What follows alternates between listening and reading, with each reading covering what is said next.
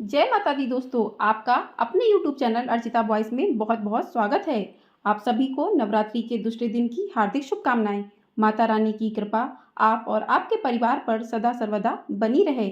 आज सुनिए दुर्गा सप्तशती के पाठ का दूसरा और तीसरा अध्याय। साथ ही आपको हमारे चैनल पर नवरात्रि के दूसरे दिन की माँ ब्रह्मचारिणी के बीज मंत्र भोग कथा आरती सुनने को मिलेगी। तो चैनल को सब्सक्राइब नहीं किया है तो चैनल को सब्सक्राइब जरूर कर लें। अब पहले सुनिए श्री दुर्गा सप्तशती पाठ का दूसरा अध्याय में देवताओं के तेज से देवी का प्रादुर्भाव और महिषासुर की सेना के वध का वर्णन किया गया है। महर्षि मेधा बोले, प्राचीन काल में देवताओं और असुरों में पूरे 100 वर्षों तक घोर युद्ध हुआ था और देवराज इंद्र देवताओं के नायक थे। इस युद्ध में देवताओं की सेना परास्त हो गई थी और इस प्रकार संपूर्ण देवताओं को जीत महिषासुर इंद्र बन बैठा था। युद्ध के पश्चात हारे हुए देवता प्रजापति श्री ब्रह्मा को साथ लेकर उस स्थान पर पहुंचे जहां पर कि भगवान शंकर विराजमान थे। देवताओं ने अपनी हार का सारा वृत्तांत भगवान श्री विष्णु और शंकर जी से कह सुनाया। वह कहने लगे, हे प्रभु, महिषासुर सूर्य चंद्रमा इंद्र अग्नि वायु यम वरुण तथा अन्य देवताओं के सब अधिकार छीनकर सबका अधिष्ठाता स्वयं बन बैठा है। उसने समस्त देवताओं को स्वर्ग से निकाल दिया है। वह मनुष्यों की तरह पृथ्वी पर विचर रहे हैं। दैत्यों की सारी करतूत हमने आपको सुना दी है और आपकी शरण में इसलिए आए हैं कि आप उनके वध का कोई उपाय सोचें। देवताओं की बातें सुनकर भगवान श्री विष्णु और शंकर जी को दैत्यों पर बड़ा गुस्सा आया। उनकी भौएं तन गईं और आंखें लाल हो गईं। गुस्से में भरे हुए भगवान विष्णु के मुख से बड़ा भारी तेज निकला और उसी प्रकार का तेज भगवान शंकर ब्रह्मा और इंद्र आदि दूसरे देवताओं के मुख से प्रकट हुआ। फिर वह सारा तेज एक में मिल गया और तेज का पुंज वह ऐसे दिखता था जैसे कि जाजल्यमान पर्वत हो। देवताओं ने देखा कि उस पर्वत की ज्वाला चारों ओर फैली हुई थी और देवताओं के शरीर से प्रकट हुए तेज की किसी अन्य तेज से तुलना नहीं हो सकती थी। एक स्थान पर इकट्ठा होने पर वह तेज एक देवी के रूप में परिवर्तित हो गया और अपने प्रकाश से तीनों लोकों में व्याप्त जान पड़ा। वह भगवान शंकर का तेज था। उससे देवी का मुख प्रकट हुआ। यमराज के तेज से उसके सिर के बाल बने। भगवान श्री विष्णु के तेज से उसकी भुजाएं बनी और चंद्रमा के तेज से दोनों स्तन और इंद्र के तेज से जंघा तथा पिंडली बनी और पृथ्वी के तेज से नितंब भाग बना। ब्रह्मा जी के तेज से दोनों चरण और सूर्य के तेज से उनकी उंगलियां पैदा हुईं। वसुओं के तेज से हाथों की उंगलियां एवं कुबेर के तेज से नासिका बनी। प्रजापति के तेज से उसके दांत और अग्नि के तेज से उसके नेत्र बने। संध्या के तेज से उसकी भौएं और वायु के तेज से उसके कान प्रकट हुए थे। इस प्रकार उस देवी का प्रादुर्भाव हुआ था। महिषासुर से पराजित देवता उस देवी को देखकर अत्यंत प्रसन्न हुए। भगवान शंकर ने अपने त्रिशूल में से एक त्रिशूल निकालकर उस देवी को दिया और भगवान विष्णु ने अपने चक्र में से एक चक्र निकालकर उस देवी को दिया। वरुण ने देवी को शंख भेंट किया। अग्नि ने इसे शक्ति दी। वायु ने उसे धनुष और बाण दिए। सहस्त्र नेत्रों वाली श्री देवारज इंद्र ने उसे अपने वज्र से उत्पन्न करके वज्र दिया और ऐरावत हाथी का एक घंटा उतारकर देवी को भेंट किया। यमराज ने उसे काल दंड में से एक दंड दिया। वरुण ने उसे पाश किया दिया। प्रजापति ने उस देवी को स्फटिक की माला दी और ब्रह्मा जी ने उसे कमंडलू दिया। सूर्य ने देवी के समस्त रोमों में अपनी किरणों का तेज भर दिया। काल ने उसे चमकती हुई ढाल और तलवार दी और उज्जवल हार और दिव्य वस्त्र उसे भेंट किए और इसके साथ ही उसने दिव्य चूड़ामणि दी। 2 कुंडल कंकड़ उज्जवल अर्धचंद्र, बाहों के लिए बाजूबंद, चरणों के लिए नुपुर, गले के लिए सुंदर हसली और उंगलियों के लिए रत्नों की बनी हुई अंगूठियां उसे दी। विश्वकर्मा ने उसको फरसा दिया और साथ ही कई प्रकार के अस्त्र और अभेद कवच दिए और इसके अतिरिक्त उसने कभी ना कुम्हलाने वाले सुंदर कमलों की मालाएं भेंट की। समुद्र ने सुंदर कमल का फूल भेंट किया। हिमालय ने सवारी के लिए सिंह और तरह तरह के रत्न देवी को भेंट किए।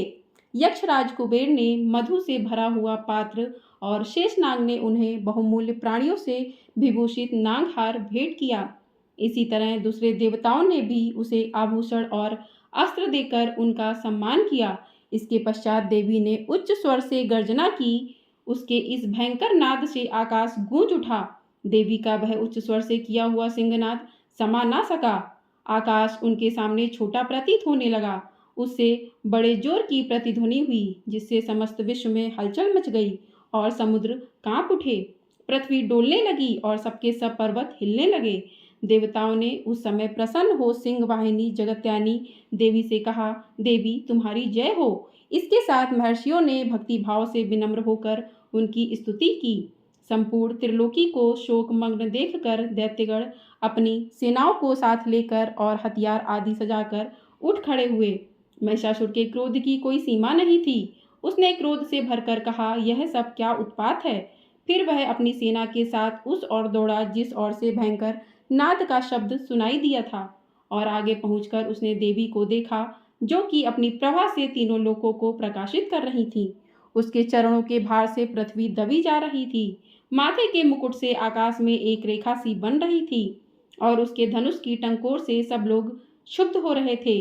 देवी अपनी सहस्त्रों भुजाओं को संपूर्ण दिशाओं में फैलाए खड़ी थी। इसके पश्चात उनका दैत्यों के साथ युद्ध छिड़ गया और कई प्रकार के अस्त्र शस्त्रों से सबकी सब दिशाएं उद्भासित होने लगी।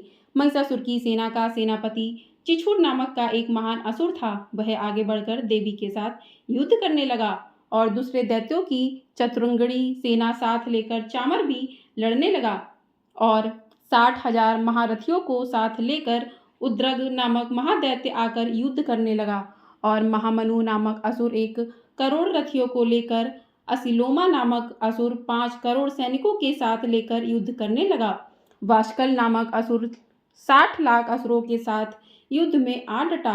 बिडाल नामक असुर 1 करोड़ रथियों सहित लड़ने को तैयार था।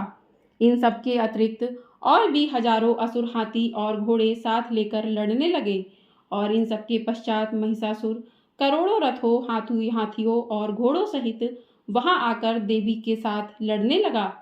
सभी असुर तोमर, बिंदीपाल, शक्ति, मूसल, खंडगो, परसों, पट्टियों के साथ रणभूमि में देवी के साथ युद्ध करने लगे। कई शक्तियां फेंकने लगे और कोई अन्य शस्त्रादि। इसके पश्चात सब दैत्य अपनी अपनी तलवारें हाथों में लेकर देवी की ओर दौड़े और उसे मार डालने का उद्योग करने लगे। मगर देवी ने क्रोध में भरकर खेल ही खेल में उनके सब अस्त्रों शस्त्रों को काट दिया। इसके पश्चात ऋषियों और देवताओं ने देवी की स्तुति आरंभ कर दी और वह प्रसन्न होकर असुरों के शरीर पर अस्त्र शस्त्रों की वर्षा करती रहीं।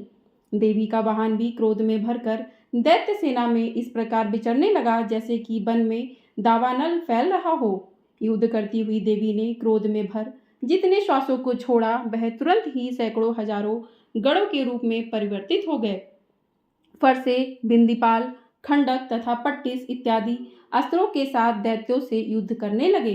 देवी की शक्ति से बढ़े हुए वह गढ़ दैत्यों का नाश करते हुए ढोल, शंख व मृदंग आदि बजा रहे थे। तदंतर देवी के त्रिशूल, गदा, शक्ति, खंडक इत्यादि से सहस्त्रों असुरों को मार डाला। कितनों को घंटे की भयंकर आवाज से ही यमलोक पहुंचा दिया। कितने ही असुरों को उसने पास में बांधकर पृथ्वी पर धर घसीटा। कितनों को अपनी तलवार से टुकड़े टुकड़े कर दिए और कितनों को गदा की चोट से धरती पर सुला दिया। कई दैत्य मूसल की मार से घायल होकर रक्त बमन करने लगे और कई शूल से छाती फट जाने के कारण पृथ्वी पर लेट गए और कितनों की बाण से कमर टूट गई। देवताओं को पीड़ा देने वाले दैत्य कट कट कर मरने लगे। कितनों की बाहें अलग हो गईं और कितनों की ग्रीवाएं कट गईं। कितनों के सिर कटकर दूर भूमि पर लुढ़क गए। कितनों के शरीर बीच में से कट गए और कितनों की जंघाएं कट गईं और वह पृथ्वी पर गिर पड़े। कितने ही शिरों व पैरों के कटने पर भी भूमि पर से उठ खड़े हुए और शस्त्र हाथ में लेकर देवी से लड़ने लगे और कई दैत्यगण भूमि में बाजों की ध्वनि के साथ नाच रहे थे। कई असुर जिनके सिर कट चुके थे बिना सिर के धड़ से ही हाथ में शस्त्र लिए हुए लड़ रहे थे।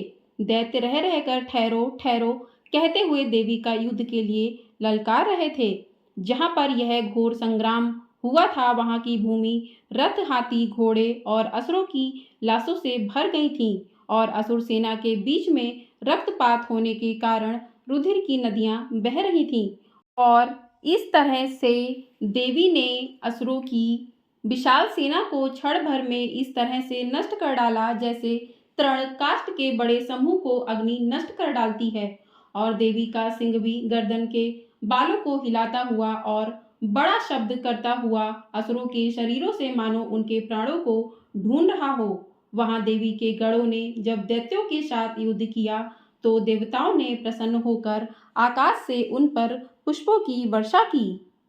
इसी के साथ दूसरा अध्याय समाप्त होता है। बोलिए दुर्गा मैया की जय। अब आप तीसरे अध्याय में सुनेंगे सेनापतियों सहित महिषासुर के वध का वर्णन। महर्षि मेधा ने कहा, महिषासुर की सेना नष्ट होती देखकर उच्च सेना का सेनापति चिक्षुर क्रोध से भर देवी के साथ युद्ध करने के लिए आगे बढ़ा। वह देवी पर इस प्रकार बाणों की वर्षा करने लगा मानो सुमेरु पर्वत पानी की धार बरसा रहा हो। इस प्रकार देवी ने अपने बाणों से उसके बाणों को काट डाला तथा उसके घोड़ों व सारथी को मार दिया। साथ ही उसके धनुष और उसकी अत्यंत ऊंची ध्वजा को भी काट कर नीचे गिरा दिया। उसका धनुष कट जाने के पश्चात उसके शरीर के अंगों को भी अपने बाणों से बींध दिया। धनुष, घोड़ों और सारथी के नष्ट हो जाने पर वह असुर ढाल और तलवार लेकर देवी की तरफ आया। उसने अपनी तीक्ष्ण धार वाली तलवार से देवी के सिंह के मस्तक पर प्रहार किया और बड़े वेग से देवी की बाईं भुजा पर वार किया, किंतु देवी की बाईं भुजा को छूते ही उस दैत्य की तलवार टूटकर दो टुकड़े हो गई। इससे दैत्य ने क्रोध से भरकर शूल हाथ में लिया और उसे भद्रकाली देवी की ओर फेंका। देवी की ओर आता हुआ वह शूल आकाश से गिरते हुए सूर्य के समान प्रज्वलित हो उठा। उस शूल को अपनी ओर आते हुए देखकर देवी ने भी शूल छोड़ा और महाअसुर के शूल के 100 टुकड़े कर दिए और साथ ही महाअसुर के प्राण भी हर लिए। चिछुर के मरने पर देवताओं को दुख देने वाला चामर नामक दैत्य हाथी पर सवार होकर देवी से लड़ने के लिए आया और उसके आने के साथ ही शक्ति से प्रहार किया, किंतु देवी ने अपनी हुंकार से ही उसे तोड़कर पृथ्वी पर डाल दिया। शक्ति को टूटा हुआ देखकर दैत्य ने क्रोध से लाल होकर शूल को चलाया, किंतु देवी ने उसको भी काट दिया। इतने में ही देवी का सिंह उछलकर हाथी के मस्तक पर सवार हो गया और दैत्य के साथ बहुत ही तीव्र युद्ध करने लगा। फिर वह दोनों लड़ते हुए हाथी पर से पृथ्वी पर आ गिरे और दोनों बड़े क्रोध से लड़ने लगे। फिर सिंह बड़े जोर से आकाश की ओर उछला और जब पृथ्वी की ओर आया तो अपने पंजे से चामर का सिर धड़ से अलग कर दिया। क्रोध से भरी हुई देवी ने शिला और वृक्ष आदि की चोटों से उदग्र को भी मार दिया। कराल को दांतों, मुख को और थप्पड़ों से चूर्ण कर डाला। क्रुद्ध हुई देवी ने गदा के प्रहार से उद्धत दैत्य को मार गिराया। बिंदीपाल से बाष्पकल को बाणों से ताम्र तथा अंधक को मौत के घाट उतार दिया। तीनों नेत्रों वाली परमेश्वरी ने त्रिशूल से उग्रासय, उग्रवीर और महाहनु नामक राक्षसों को मार गिराया। उसने अपनी तलवार से बिडाल नामक दैत्य का सिर काट डाला तथा अपने बाणों से दुर्धर तथा दुर्मुख राक्षसों को यमलोक को पहुंचा दिया। इस प्रकार जब महिषासुर ने देखा कि देवी ने मेरी सेना को नष्ट कर दिया है तो वह भैंसे का रूप धारण कर देवी के गढ़ों को दुख देने लगा। उन गढ़ों में कितनों को उसने मुख के प्रहार से, कितनों को खुरों से, कितनों को पूंछ से, कितनों को सींगों से, बहुतों को दौड़ाने के वेग से, अनेकों को सिंहनाद से, कितनों को चक्कर देकर और कितनों को श्वास वायु के झोंकों से पृथ्वी पर गिरा दिया। वह दैत्य इस प्रकार गढ़ों की सेना को गिरा देवी के सिंह को मारने के लिए दौड़ा। इस पर देवी को बड़ा गुस्सा आया। उधर दैत्य भी क्रोध में भरकर धरती को खुरों से खोदने लगा तथा सिंगों से पर्वतों को उखाड़ उखाड़ कर धरती पर फेंकने लगा और मुख से शब्द करने लगा। महिषासुर के वेग के चक्कर देने के कारण पृथ्वी क्षुब्ध होकर फटने लगी। उसकी पूंछ से टकराकर समुद्र चारों ओर फैलने लगा। हिलते हुए सिंगों के आघात से मेघ खंड खंड हो गए और श्वास से आकाश में उड़ते हुए पर्वत फटने लगे। इस तरह क्रोध में भरे हुए राक्षस को देख चंडिका को भी क्रोध आ गया और वह उसे मारने के लिए क्रोध में भर गईं। देवी ने पाश फेंक कर दैत्य को बांध दिया और उसने बंध जाने पर दैत्य का रूप त्याग दिया और सिंह का रूप बना लिया। और ज्यों ही देवी उसका सिर काटने के लिए तैयार हुई कि उसने पुरुष का रूप बना लिया, जो कि हाथ में तलवार लिए हुए था। देवी ने तुरंत ही अपने बाणों के साथ उस पुरुष को उसकी तलवार ढाल सहित बींध डाला। इसके पश्चात वह हाथी के रूप में दिखाई देने लगा और अपनी लंबी सूंड से देवी के सिंग को खींचने लगा और गर्जने लगा। देवी ने अपनी तलवार से उसकी सूंड काट डाली। तब राक्षस ने एक बार फिर भैंसे का रूप धारण कर लिया और पहले की तरह चर अचर जीवों सहित समस्त त्रिलोकी को व्याकुल करने लगा। इसके पश्चात क्रोध में भरी हुई देवी बारंबार उत्तम मधु का पान करने लगी और लाल लाल नेत्र करके हंसने लगी। उधर बलवीर तथा मद से क्रुद्ध हुआ दैत्य भी गरजने लगा। अपने सींगों से देवी पर पर्वतों को फेंकने लगा। देवी अपने बाणों से उसके फेंके हुए पर्वतों को चूर करती हुई बोली, ओ मूढ़, जब तक मैं मधुपान कर रही हूँ तब तू गरज ले, और इसके पश्चात मेरे हाथों तेरी मृत्यु हो जाने पर देवता गरजेंगे। महर्षि मेधा ने कहा। यूं कहकर देवी उछलकर उस दैत्य पर जा चढ़ी और उसके अपने पैरों से दबाकर शूल से उसके गले पर आघात किया। देवी के पैर से दबने पर भी दैत्य अपने दूसरे रूप से अपने मुख से बाहर होने लगा। अभी वह आधा ही बाहर निकला था कि देवी ने अपने प्रभाव से उसे रोक दिया। जब वह आधा निकला हुआ ही दैत्य युद्ध करने लगा तो देवी ने अपनी तलवार से उसका सिर काट दिया। इसके पश्चात सारी राक्षस सेना हाहाकार करती हुई वहां से भाग खड़ी हुई और सब देवता अत्यंत प्रसन्न हुए तथा ऋषियों महर्षियों सहित देवी की स्तुति करने लगे। गंधर्वराज गान करने तथा अप्सराएं नृत्य करने लगी। इसी के साथ तीसरा अध्याय समाप्त होता है। बोलिए माँ भवानी शेरावाली मैया की जय।